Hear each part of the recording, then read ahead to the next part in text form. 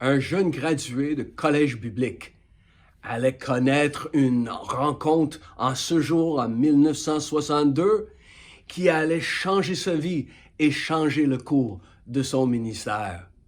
Ce jeune gradué passait par la ville de Londres.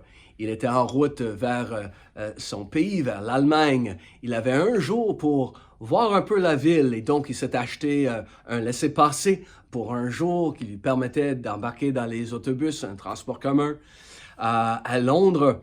Et alors qu'il sillonnait la ville dans les autobus et voyait un peu tout ce qui se passait à Londres, il a décidé qu'il voulait marcher un peu. Donc il descend de l'autobus, il marche dans une rue et par hasard il voit une plaque d'identification sur une résidence à l'extérieur.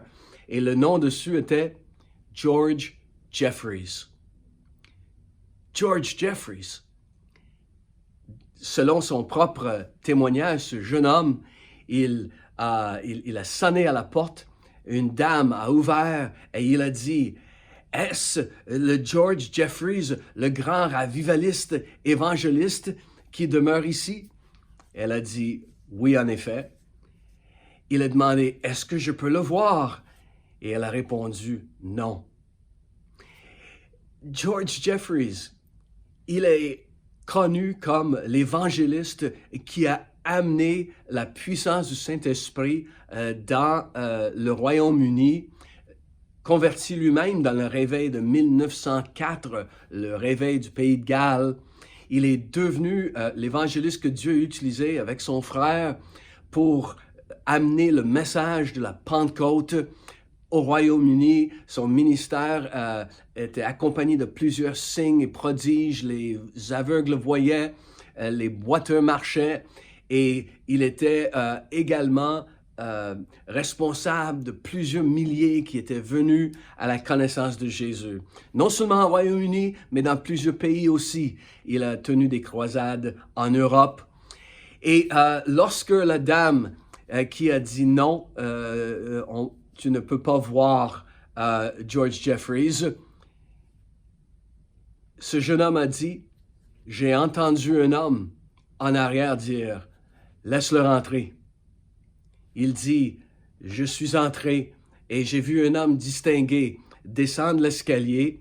Il était habillé comme s'il avait un rendez-vous avec la reine d'Angleterre. Je me suis présenté, il n'a rien dit, mais il a placé sa main sur mon épaule.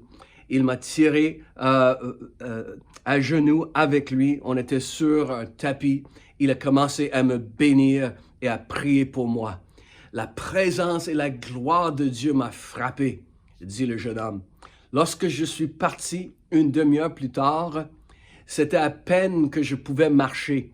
Je me suis rendu à l'arrêt d'autobus et je disais, « Seigneur, comment ça se fait que je suis tombé par hasard sur cette adresse? » Et le Saint-Esprit m'a dit, le Seigneur m'a répondu, « Le Saint-Esprit était ton chauffeur d'autobus. » Et ce jeune homme a dit, « J'ai compris que j'ai reçu le manteau de George Jeffreys. » Le jour d'après, il est décédé. Ce jeune homme, bien sûr, était Reinhard Bonnke, qui allait devenir un des plus grands évangélistes dans la deuxième demi du 20e siècle et début du 21e siècle. Des grandes foules en Afrique, jusqu'à 1,5 million, ont entendu à la fois, ont entendu l'Évangile par Reinhard Bonnke. Et le tout a commencé le 25 janvier 1962, quand ce jeune homme a reçu le manteau de George Jeffreys dans une rencontre tout à fait par hasard dans la ville de Londres.